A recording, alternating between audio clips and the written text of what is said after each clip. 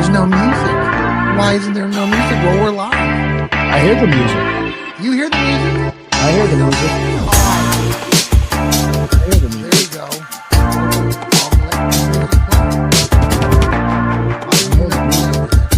Oh, we're in the studio. Can you hear me, Lou? I can hear you. Yeah, I hear you. All right.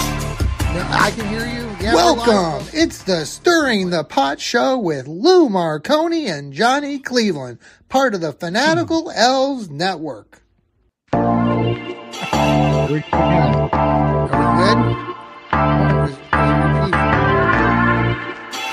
Hey, folks, we're stirring the pot. Hello, Yeah. Lou. Hello. How are you? I'm great. Great Victory Monday. You Great know what, day. Lou? I think I had my studio up all day, and sometimes that's happened with the audio.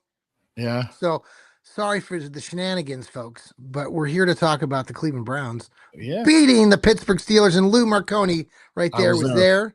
I was there. Yep. I was there representing. Interesting story. I texted you last night and I said I had a story to tell. You know, I take the RTA and I go to Shaker and Green. Mhm. So I go there, I meet Harvey, we're at the shelters, and this guy comes in and he's a Browns fan. He's wearing Browns gear. And then I guess his nephew and his brother were coming, and they happen to be Steeler fans. And Sure. the nephew's about 13. The father of this kid was still getting out of the car and he had a cane. But the kid walks up to us, he's holding a sign, something about Miles Garrett or whatever, and he looks at us and he goes, "Ew, Browns fans." He said that to us. Yeah. And I'm like, I just looked at him, and Harvey was just like, "Oh shit, here it comes." Oh no. And I just looked at him. I was like, "Are you here with your dad?" He goes, Yeah, that's him over there. And I'm like, You're lucky. You're lucky you're under 18. Because once you turn 18 and you run your mouth off to the wrong guy, you will get your ass kicked. And his uncle is even saying, "Yeah, you don't mouth off to people. Don't do that stuff." And I looked at him. I said, "Let me tell you something. How old are you? What, 13?" He goes, "Yeah." I said, "You're not even old enough to drive here. What do you mow the lawn for your allowance? You're going to come up to me and talk to me that way?" I've been down to the ghettos of Cleveland and went to the boxing gyms. I've been in the ring with the best professional wrestlers in the world. I've had my nose broken twice, countless amount of injuries, concussions, broken bones. Yes. I can't even imagine. Son, I would whoop your ass at 52 years old. Who the fuck are you to talk to me that way? I walked to the other shelter, said, "Fuck this," and I walked away. And it was Really? just funny. The kid was just stunned. He was just stood there. He was just stunned, like he couldn't believe it. I said, "By the way, this is the last thing I said to him. Just so you don't remember, you're not on the internet, cupcake. This is real life. You're not between a keyboard and a screen. You will get your ass whooped. Yeah. If you don't watch your mouth." And that's honest to God's truth. People don't understand accountability anymore. So that's what happened. You know what happened? 10 minutes later, that kid's father made him come up to me and apologize. I swear to God. Cool. He made him come up to me and apologize for being a jerk. I said, Well, "Yeah, he will remember that moment the rest of his life, Lou. we've all been humbled. We've all learned our lessons the hard way. We've all gotten into fights. It's happened when you've done something stupid. That's a part of being a kid, is being stupid. Okay, it is. But I swear to God, it was a Steelers fan that happened. He was like he was stunned. He couldn't believe it. What? No. I would not. Well, I know you well enough, Lou, not to. If I was 13, I would not have done that. But I have a Well, it was just funny. It was hilarious. And then where we were sitting, there were Steeler fans around the stadium. You knew that there were Steeler fans everywhere. not as many as the Buffalo fans the week before. Maybe about the same. I don't know. Really? It seemed like there was there, but the one thing that blew my mind was there were couples, like a husband and a wife, one Browns fan, one Steelers fan. Yes. I can't You do don't that. understand that. I can't do that. No. My wife, just so you know, when we met 17 years ago. It was back in the days of MySpace. Sure. Okay. Yes. Right. And she saw my MySpace. She's like, "Well, I guess I better start liking sports." Right. Right. Because she really wasn't a sports fan overall, but she knew it was important to me. So she became a Browns fan. Right. But it was just, yeah. My wife has got the Browns gear and she Yeah. represents. And now I think I've told you this. We have, family that is Pittsburgh fans who started following them at a young age. And so we've got Browns fans also in the family. So we have a combo of fans. So we have good entertaining conversation Mhm. at games like this. Our colleagues at the Fans First Network, Mhm. Jeff Hartman and the folks over there with the Yeah. Steeler Yeah. I mean, I Nation, talk with Steeler really, fans. really nice guys and good I've group. had Jeff on my show. Yes. And I looked at him. I said, "Look, man, you respect me, I'll respect you." And he's like, "Okay." I mean, that's really what it was. What that kid did was disrespectful, and his dad knew it. Oh, His dad, absolutely. you know, No, fuck it's you, and you little you run shit. into those situations, and for young people, they just don't understand. Now, I will say this: it has been interesting talking, especially to younger Browns fans. Maybe not as young as 13, like the one that you ran into, but one of the conversations that's been happening, and we'll get into the game and kind of what happened Mhm. in the game. I'm sure there's more stories too, Lou. I have questions for you at the stadium.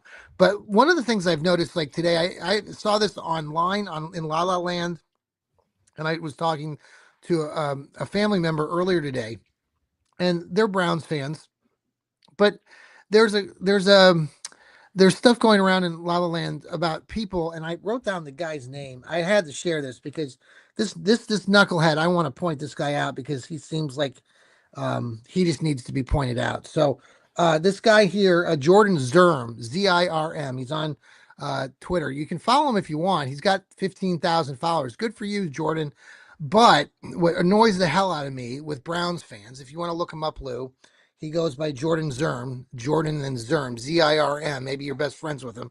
I highly doubt it based I on, am following him. Okay, go well, ahead. here, I don't know if you noted what he wrote recently, but I've seen this and I've talked to family members who are annoyed that the Browns won the game yesterday because we ruined our draft position. And I just have, I'm so annoyed and tired of that sort of conversation. But you see it from a lot of young people who say that they're Browns fans, and it's just disgusting. This is not the NFL is about winning football. And if you are a Browns fan and you are the one like this Jordan guy who's spreading this crap about how the Browns are ruining their chances at a high draft picks, shame on you. And if you think you're fine and dandy and that's all good, Lou, I don't know, you can read Hey, the article for yourself, but I it's saw it.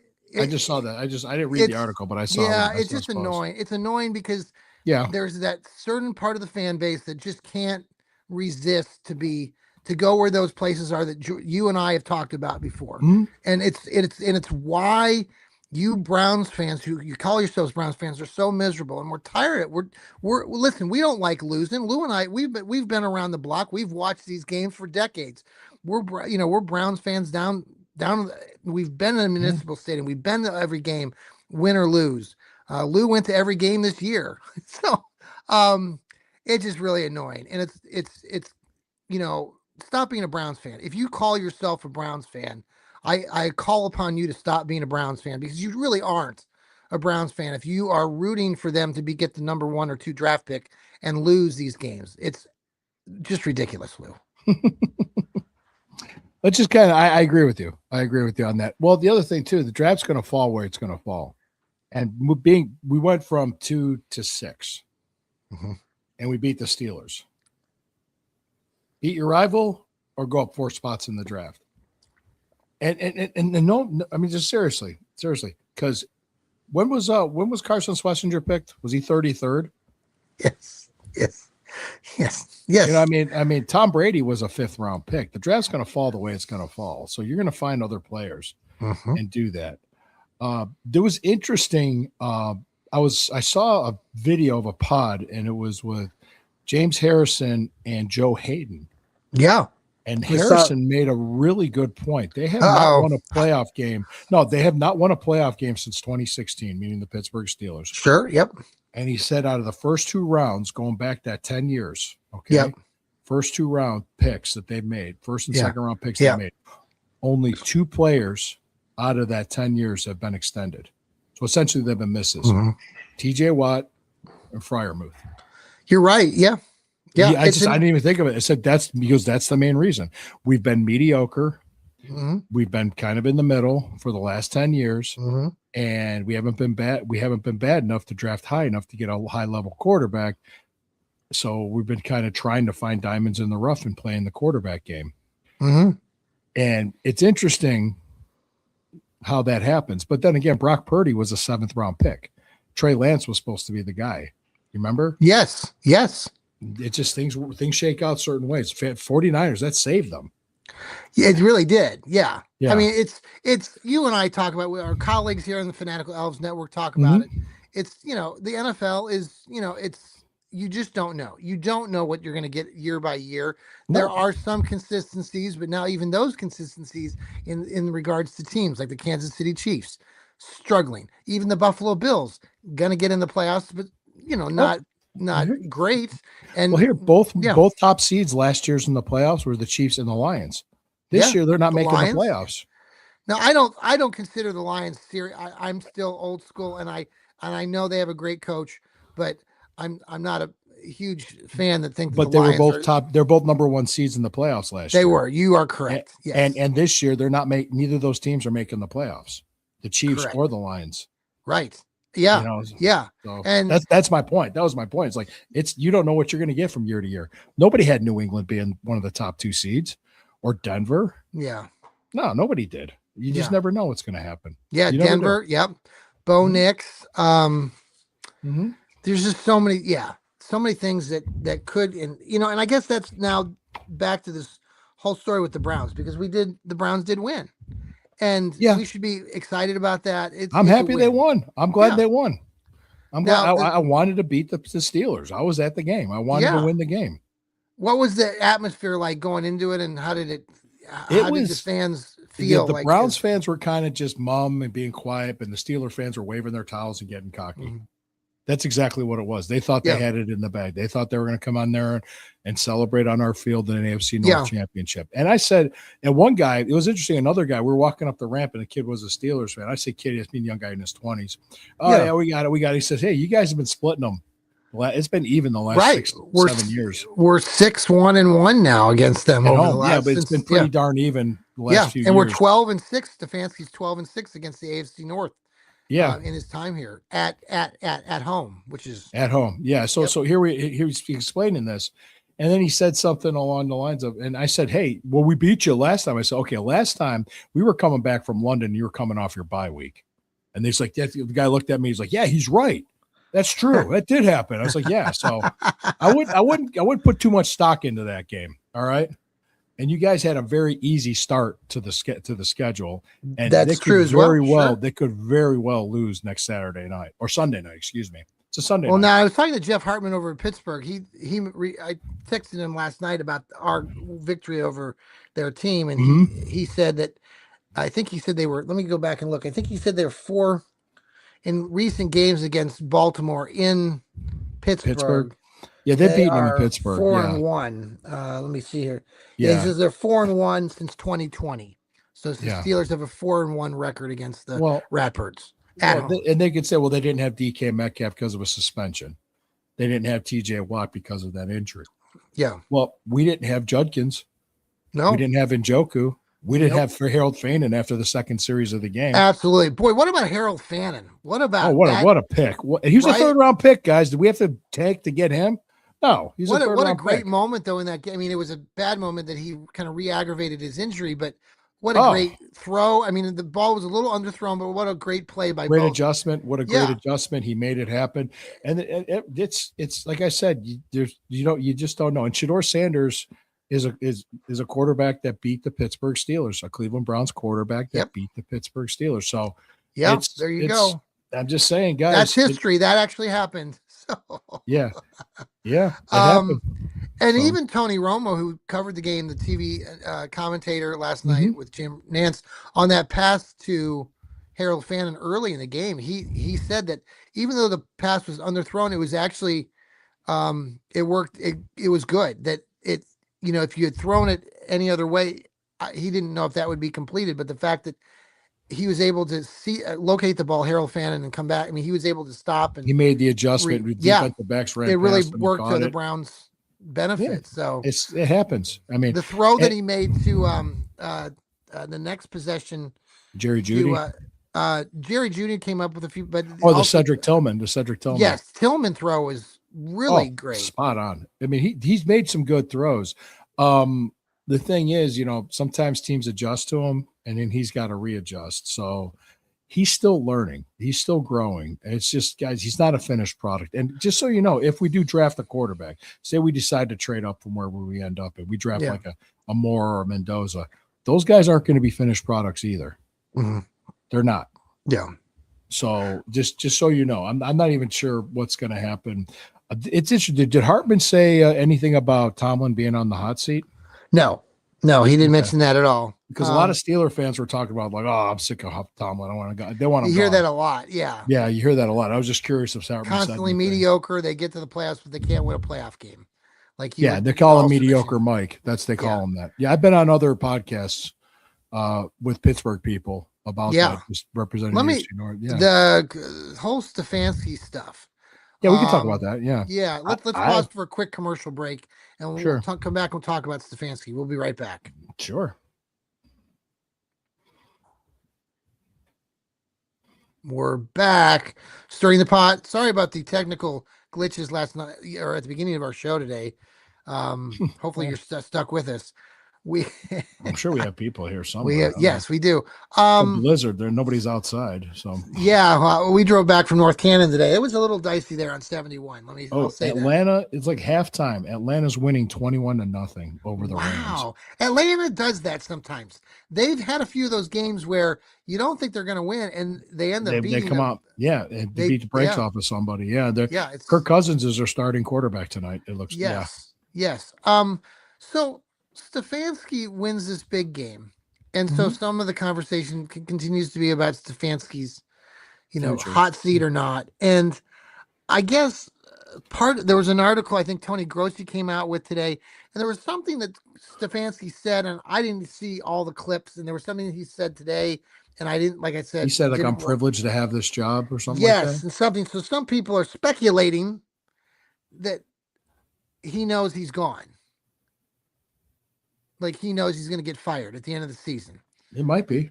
Yeah, and this would make sense if this would be the last game now going in to play Cincinnati. We've seen other coaches fired. It seems like after the Cincinnati game. So it's actually more like the Pittsburgh game would be the one. Yeah, they usually happen more often. Yeah. It's usually not Cincinnati. What do you think about that? What do you think about Stefan? Do you think he saved his job?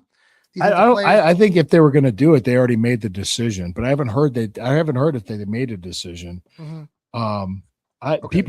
It's interesting because my friend Harvey, I just thought it made his opinion weighs just as much as mine. He thinks they're going to run back with Stefanski and Shedeur next year.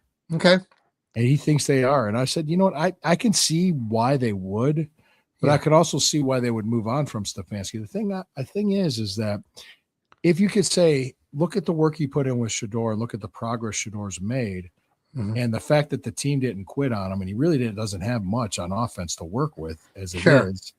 You can make the case that you can keep him, but also you can make the case saying, he's only won like 7 games in the last 2 years, so you could say you can understand that. Is it the Watson thing? They're recovering from it. Because everybody's talking. This is the thing I find interesting. He gets let go by us. He's a hot candidate somewhere else. And I'm like, well, then why let him go? I'm sure the ownership is thinking about that. Well, I mean, they're thinking about their own team, but they're also, I'm sure, aware of all these circumstances.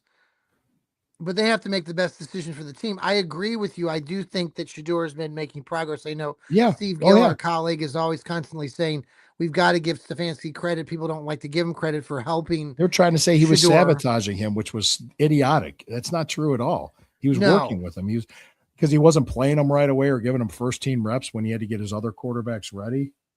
It's idiotic. I mean, I think the other fear is, you listen to Ken Carman on 92.3 and they're, talking about, well, let's give Stefanski another run at it. But then we're looking at this in October and the team is 1-5, then you're going to fire him, Well, then, I guess that's the risk you take. I don't think. Well, if we get a new coach and we're 1-5, what are we going to do? Yeah, you got to give him time. You get a win like this. Wins always help. They always help. They help with that the team, the players, their positivity. I think some people have suggested that they watched these games with the Browns previous to the last 2 weeks, like the Bears game. I mean, it was just awful. Yeah, Bears game was awful. We got blown out. Did the Browns give up in that game? Were they really playing hard, or did the team give up on them? They played hard the last 2 weeks. Yeah. So let's see what they do against Cincinnati, and we'll 1 week from now we're going to be sitting here today. Either they're going to keep Stefanski, people are going to bitch, or we're looking for a new coach. What were you about to say? Eric Mangini, wasn't it Eric Mangini that they won 4 or 5 straight games at the end of the season, and they brought him back next year? Yeah, and how did they do the following year? How did that go? They didn't go well at all because he got fired at the end of the year. And I'll tell you, that's a good segue into something, because I can tell you exactly when Eric Mangini lost his team that year. Because I heard there's people like Pittsburgh fans on Twitter complaining about officiating. There was a game in Pittsburgh that year when James Harrison pretty much decapitated Mohamed Massaquoi. And to add insult to injury, the flag that was thrown and all the highlights on ESPN, oh, look at this play, and they see a flag. That flag was thrown on us, kicking the ball out of bounds. They didn't throw the flag on him. The league fined him, but the referees didn't throw the flag. And all I remember was, I'm thinking, if I was the head coach, my players laid out, you don't throw the flag, I am in that referee's face, and I'm getting thrown out of the game. Yes. Because I would paint that guy left and right. Yeah. For not making the call. And then because the heat's on the ref at that time. Yeah. And James Harrison, I mean, it was an aggressive play, but it was a penalty. Okay.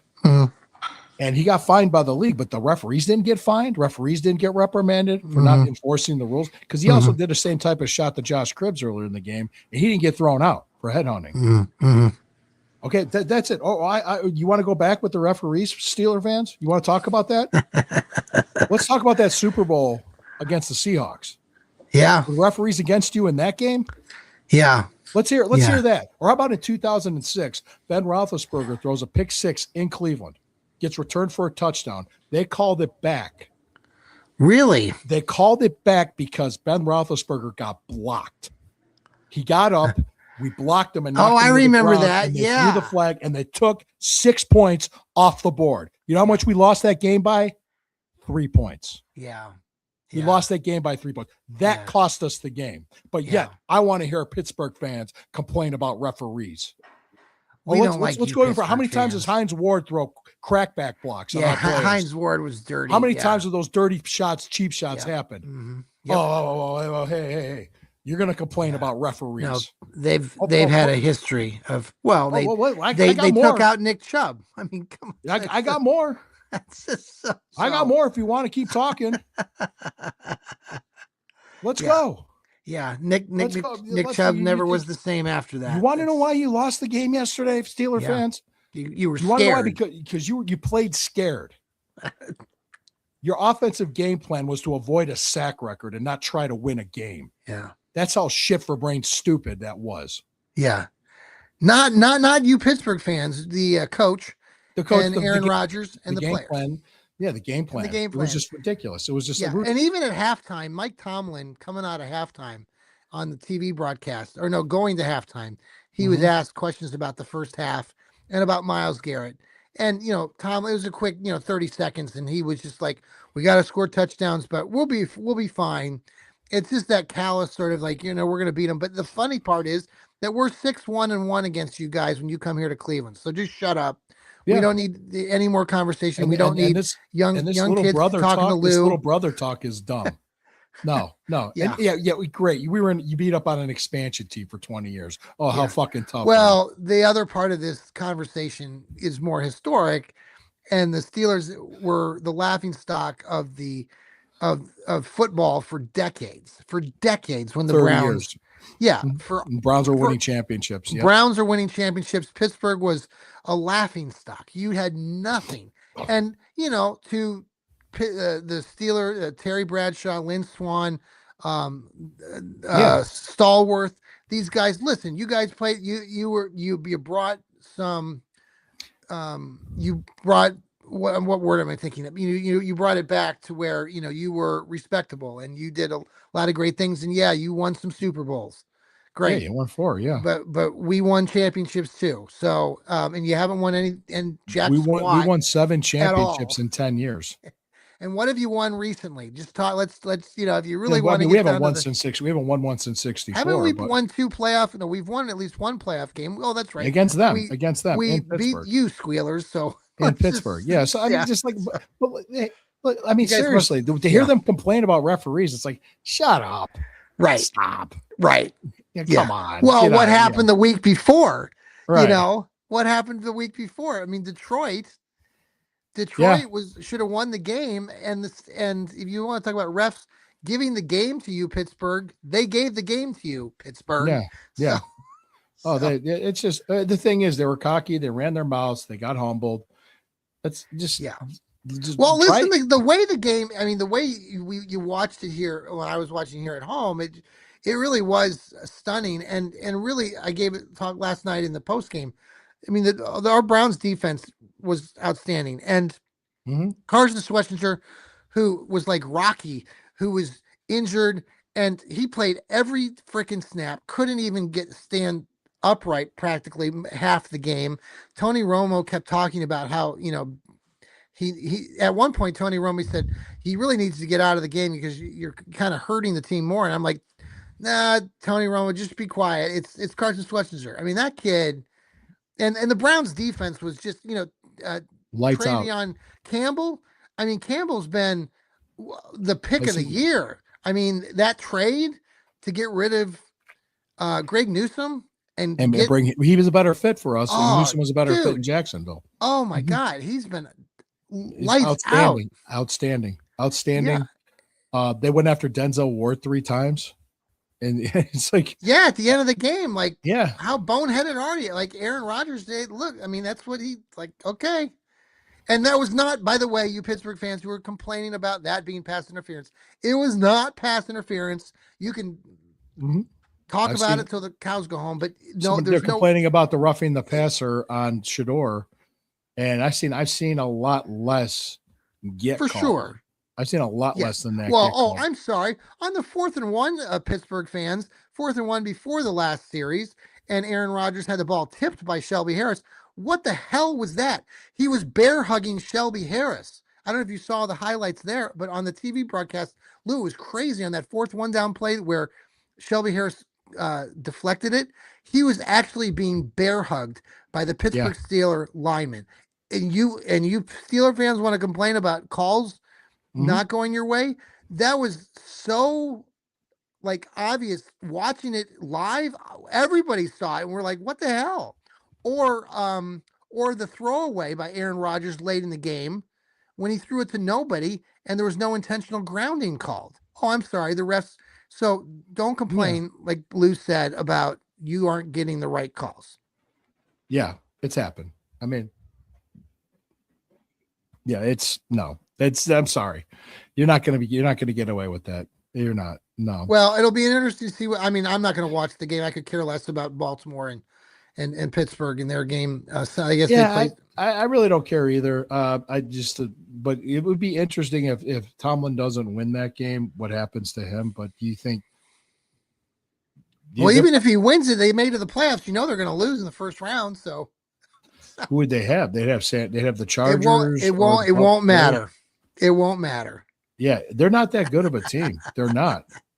No, and we aren't either. We're not that good of a team. We're not. But I will say one of the things that I noted I've liked the last couple of weeks, and I know these guys are not your premier running backs like Quinshon Judkins or weren't drafted as high, or they went undrafted, but Rocket Sanders and this Williams kid both had a couple nice runs again in this game.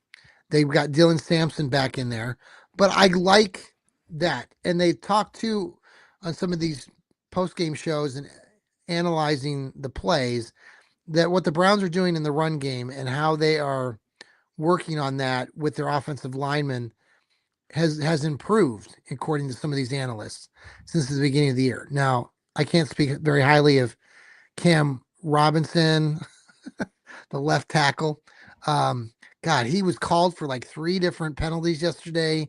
Yeah, they called penalties on us. But I've been pleased with the run game. I've been, a little bit. Yeah, considering, we really, I think the focus has to be the offensive line and receivers. It helps the run game too that Shedeur can throw the ball downfield.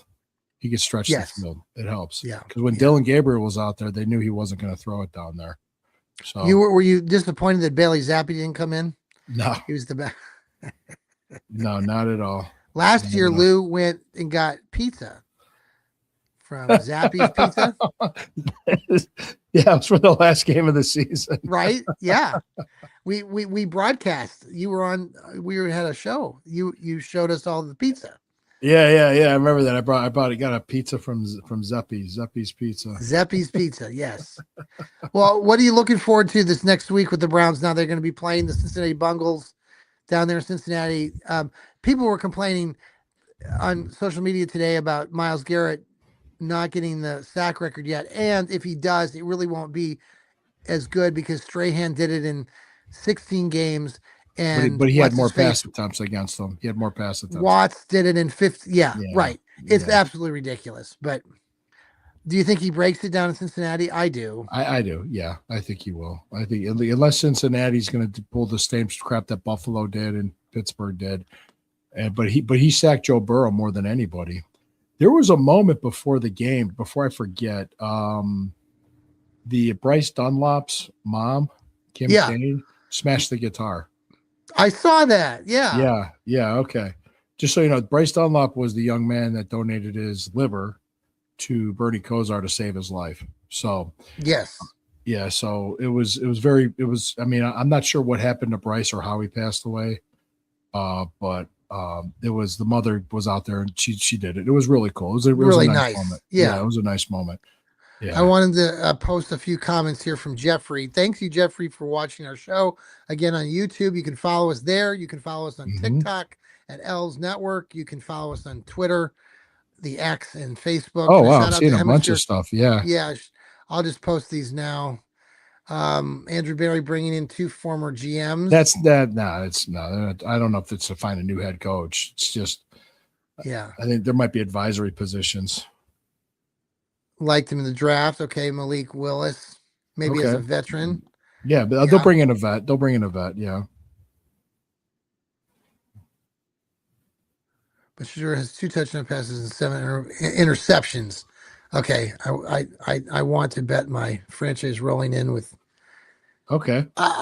You do. You said yes, Jeffrey. You think? Are you being sarcastic or? I think he's been a little sarcastic.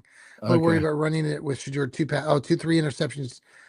I understand the observation, but if you're watching these games, Jeffrey, and I'm sure you are, I'm seeing progress. I'm seeing good footwork. I'm seeing things that he's doing in the pocket. And if you listen to a veteran quarterback like Tony Romo, he couldn't say enough good things about him yesterday on the broadcast. Plus, there's lots of other NFL analysts that have been watching Shedeur for the past 6 or 7 games. They're all seeing progress. And I think the Browns and Kevin Stefanski and Andrew Berry see a lot of progress. And yes, I do think Shedeur is going to be the guy next year, and I'm excited about it. Yeah, I think too. Will Levis. Yeah, I don't care for Will Levis. I could care less about that guy. Yeah, I don't want him on my team. Do you remember that point that I made about the most successful quarterbacks that were drafted in the first round? Yes, I do. Remind people about. Yeah. Well, it's Patrick Mahomes, Josh Allen, and Lamar Jackson.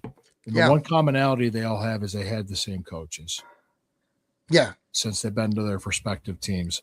And coaching turnover can really screw up a quarterback. So that's why I'm kind of leaning towards keeping Stefanski. Well, and the other thing too, Lou, just in the quarterback realm and going back to the Shedeur convo, and I agree with that take too about Kevin, is that everybody, when we're talking quarterbacks, is imagining that their quarterback's going to be a Patrick Mahomes or a Lamar Jackson or a Josh Allen.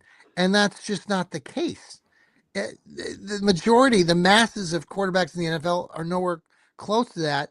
So don't compare Shedeur to Patrick Mahomes. Let Shedeur be Shedeur.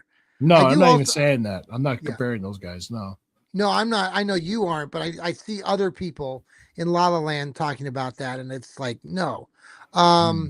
By the way, did you see Dion was in town again with his girlfriend at the game yesterday? Did you take note of that? That's the like, I heard he was there. yeah, third He week was in a in row. he was in the owner's box. Yeah, Yeah, when they showed the second interception or whatever he was he like threw. he threw his Yes. hat over his face. What Well, do he you saw it think was of a that? mistake. What do you think about that play in particular with Jerry Judy? Because there's been some back and forth with Browns fans about that play. I I know both made a mistake. I would have liked Jerry Judy, and I don't know he reacted late, but to maybe have to try to knock that ball away from the interception. Do you think that he could have done more? Do you don't you didn't really see it that way because you saw the play live. You didn't see it on TV. Yeah, it was. It looked like it was just a bad decision by Shador trying to make something happen when he Yeah, could have just thrown it away or taken the sack. yeah, yeah, yeah. I I think mean, we talked about that, and I think it was just one of those things where the way that Jerry Judy reacted to it, he didn't really respond. Like he didn't go after it, but the no, Pittsburgh he guy was kind of running blocked his him out. route, and he was Yeah, the momentum took him away, and he had no choice but to just right. And you he were there. was. You could see it more. Yeah, Yeah. yeah. I saw what was. I saw as soon as Shador threw it, I was like, oh shit. I mean, that's exactly what we all said. Brian We knew. Thomas Jr. It looks on his way out. Yeah, we've talked about that name before. I think that Yeah, that could be. but I don't see them spending a lot of money on big name free agents either. I see middle tier free agents coming here to help. I could see draft picks. I tell you what, they draft Carnell Tate first round Yeah. next year. You're going to see a lot of Carnell Tate jerseys with Shador Sanders jerseys. Yes. Speaking of Shador Sanders jerseys, I have one now. Merry Christmas. There you go. Merry Christmas. To me, I'll tell you what. What do you think If about he's this a gu- Tyler the Shuck? I mean, that he's mentioning here Shuck. Listen, Shuck is like 40 years old, Jeffrey. So I don't really think of him as a rookie quarterback, but I understand what you're saying. He Yeah, has been pretty good the last several weeks.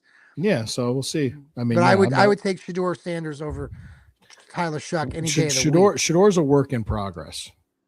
We understand, and I think a lot of fans that have been watching football and are smart enough to understand, we see the potential, we see the flashes, we see what he can do. Let's let him cook. Let's let him Yeah. develop. Let's let him do this. And you know what? It's like if Stefanski's this guy that we hired 5-6 years ago, he hasn't had a quarterback. He still made 2-time coach of the year, 2 playoff appearances and a playoff win. And the last 2 years have been god awful, which we can all agree on. You know, if you want to give him another year to right the ship, I wouldn't complain if they did that. Mm-hmm. I would not. And Yeah. I think what Josina Anderson was talking about had nothing to do with coaching searches. It had to do with like just bringing in people for advisory positions in the front office. Yeah, So I've heard that. Yeah, that they'd be more just consultants to the team, like we've seen the Browns do in the past. like with Mike So- Rabel or whoever else. Yeah, so now he's also well, that's why I want a veteran to have Shador set next year for maybe. Oh, Yep. I don't see that. I just Shador's doing a hell of a job right now, and you can't sit this kid back down No, at this point. You can't. If that's what you're saying, Jeffrey, there's no way. I mean, you got to No. give this kid the entire Yeah. off season. you got to spring, let training him camp. play training Yeah, camp, off season. it's- Let's it's- see it's a go. OTAs. Yeah, Let's see You- what happens with him. yeah. You're and not I- gonna. Get him a good running game, a good offensive line, better receivers. Let's see what we can do with him. And yeah, I mean, he's going to make mistakes in his second year. He's going to make mistakes in his fifth year. I mean, it's going to happen. Aaron Rodgers made mistakes. I mean, Aaron Rodgers made a big mistake on that 4th and 1. He went for the touchdown when he had a guy Yeah. open right underneath.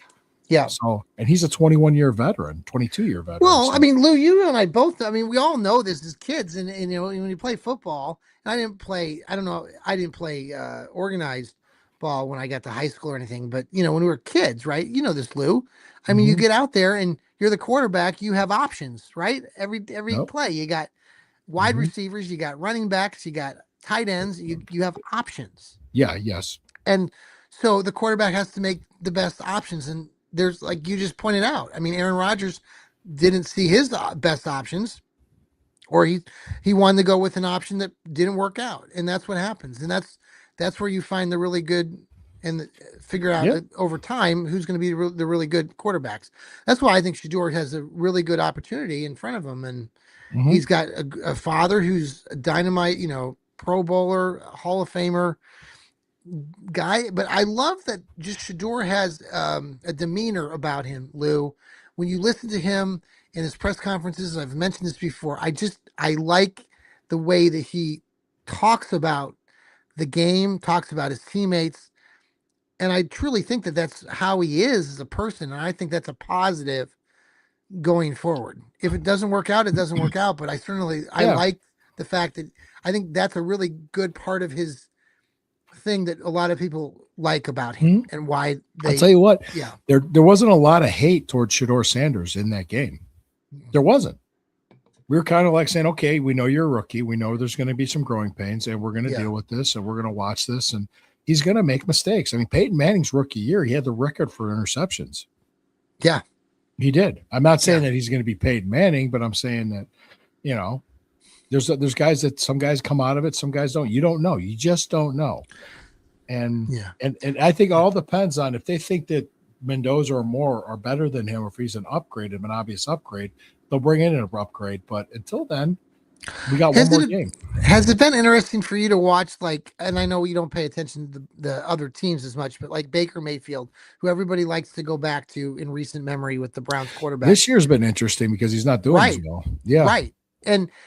But I go back to the fact that when we started seeing Baker Mayfield throwing the ball here in Cleveland, he has a hot ball, like a fast, like a bullet, right? And so then you see somebody like Shedeur, and I don't know, but you see in person or like watching it on TV, Shedeur's, the way that Shedeur throws the ball, it's not like he's throwing darts like 1,000 miles per hour. Maybe that's, he has more of a touch. Is that what you're saying? Yeah, there's more of a touch. Some people can say, oh, it's a little bit wobbly and stuff. Well, it was kind of crappy weather, and he maybe doesn't have the prettiest of balls, but the ball gets there like it did to Harold Fannin. So I don't know. It's interesting because the whole Baker Mayfield conversation early in the year, we should have had Baker. That's past. Baker Mayfield. It's gone. That ship has sailed, man. The horse is out of the barn. And let me tell you, people in Tampa Bay, I mean, if you talk to Steve Gill, our colleague, he has family that lives down there in Tampa, and they're just like, the fan base is just annoyed with him Baker. Now? Yeah. Oh, okay. Yeah. So funny how that happens when you don't win. So, well, it's just, when you win, everything's great. When you lose, I mean, Detroit's the same way. Detroit, they had a great year last year. They had a disappointing loss, a shocking upset to Washington in the playoffs. Yes. And they lost the NFC Championship the year before that.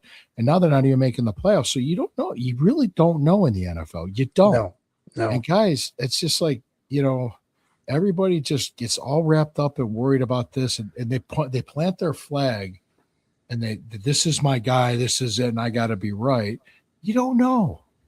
You don't know. I mean, you just don't know. Yeah. I'm not saying Shedeur's the answer. I'm not saying he's not. I'm saying he earned the opportunity for the chance in 2026. So can we agree on that? So far, with one game to go, at this point in time, as we sit here today, he earned the opportunity to compete for the starting job in 2026.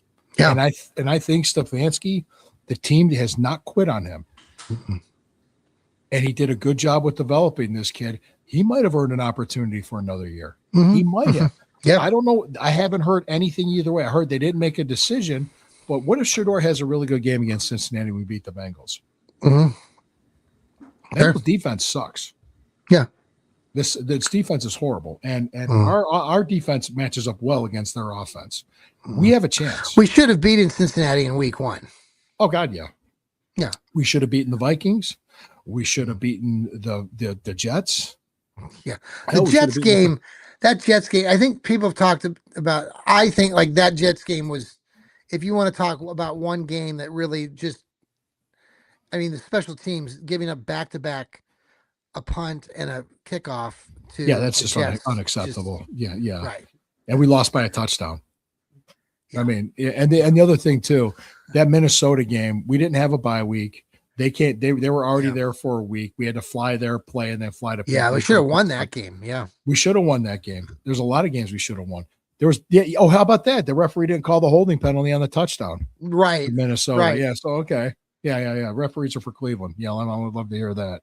Yeah. Quinshon Judkins ran one for 45 yards last week before he got injured, and they called it back on a holding penalty. And a holding penalty. Dylan Sampson had a great run, got called back. He did 25 yards run yesterday. Yep. That's right. Yeah. Exactly. Yeah. I just say, hey, call holding both ways, guys.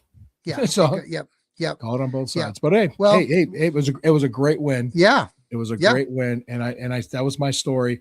But there was one other one. I was sitting next to a Steelers fan the whole game. Yeah, the kid was actually he was a young guy. He's in his early 20s. He was pretty respectful. He was cool, and he had a girl with him, pretty young lady. Okay, Browns fan.